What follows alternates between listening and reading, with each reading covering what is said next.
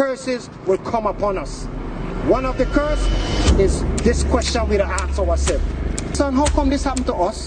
Why didn't it happen to the white man, the Chinese man, the East Indian man? This is a cause.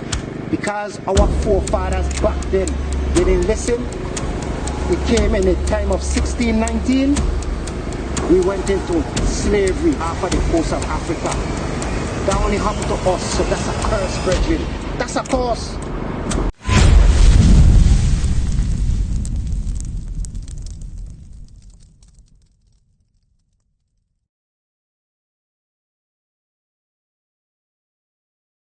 Mother, men, women, and children been on this boat. All of us came in together. You understand? All of us came in together, and there's a reason. Give me 15. Deuteronomy chapter 28 and verse 15. But it shall come to pass, if thou wilt not hearken unto the voice of the Lord thy God, to observe to do all his commandments and his statutes, which I command thee this day, that all these curses shall come upon thee and overtake thee. So Moses was telling the same people, if I don't listen to keep God's commandments, curses will come upon us. One of the curse is this question we ask ourselves.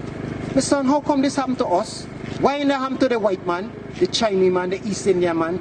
This is a cause. Because our forefathers back then didn't listen. It came in the time of 1619.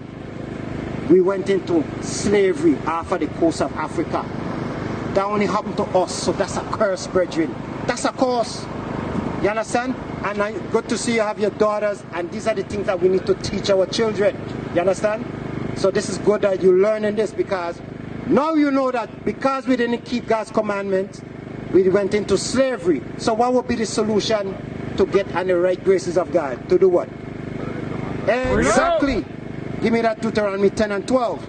So you as a father of two, you got to make sure that your daughters are well nurtured, knowing how they're supposed to keep God's commandments. Because you are the ones teaching these young, beautiful daughters you have. Read that.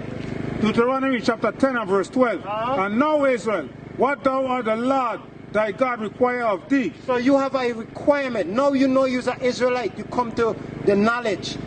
Just like you have a job, you have a handbook, you have to keep their what's required in their handbook. This is what you got required in the Bible today. Read. But to fear the Lord thy God. We got to fear God. We got to fear God. Read. To walk in all his ways. We got to walk in all his ways. And to love him. We got to love him. How are we going to love him? And to serve the Lord thy God with all thy heart and all thy soul. And what? And all thy soul.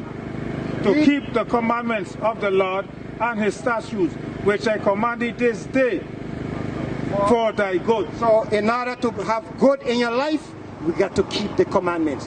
You have your daughters here, you're growing them up, you want to grow them up in a well-nurtured family. You as a man, you married, so you're with the same mother. So here, give me that Hebrews. This is one of the things I know I was there too.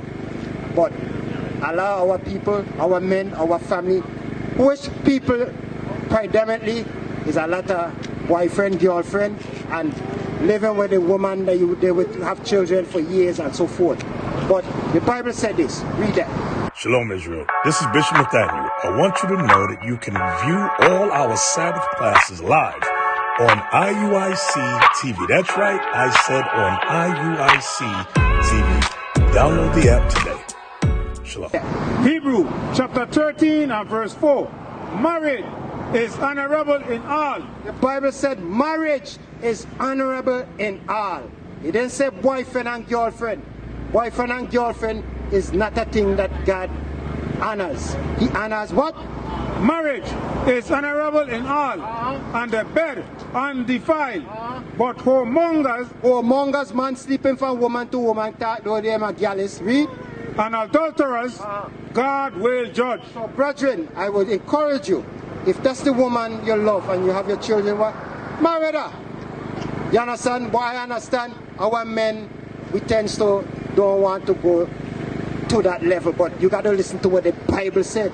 You understand? Because you love God, right? You love God. So if you love God, give me John 14 and 15. And this is a command, so we encourage you, brethren, to marry. You could go, I know your children. Yeah, after this one. So we encourage you to marry to the woman we have the children with. You understand? Because you say you love God. So this, if you love God, this is what you got to do as a people. John chapter 14 and verse 15. If you love me, keep my commandment. You say you love God. So if you love God, you want to do what? Keep his commandments. And one of his commandments is you are to be married. Bring it out. So marry her. Get to know her more, and if you love her, that's the woman that you want to be with the rest of your life. Marry her. So if not, you're in fornication. You're in fornication. And that's a sin, my brother. You understand? So go talking to you. You log on to our Facebook. Yeah. Check our brethren right there. You understand? Check our brethren. You understand? So good thing. Yes, sir. All right. So keep them commandments. Across the earth, the prophets move. From city streets to distant lands, the message is the same. Israel must rise. Through every quest, every journey, the truth spreads. No border can contain it. No distance can silence it. Our nation lives in every moment. In joy, we celebrate marriages. In sorrow, we honor our dead. On the Sabbath, we gather as one. Families rejoicing together, bound by the commandments of God. Yet are we tried. From the stones in Kenya to the hatred in Montana, we endure as a soldier of the Lord. And still, the mission expands. On the airwaves, on the screens, in every nation under heaven, Israel's voice is heard. We build our communities. We raise our children in royalty. We restore what was broken. We clean what was defiled.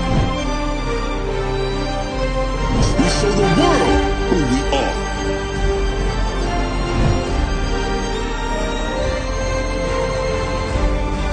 This is Israel united in Christ. Nation in motion. Nation endures.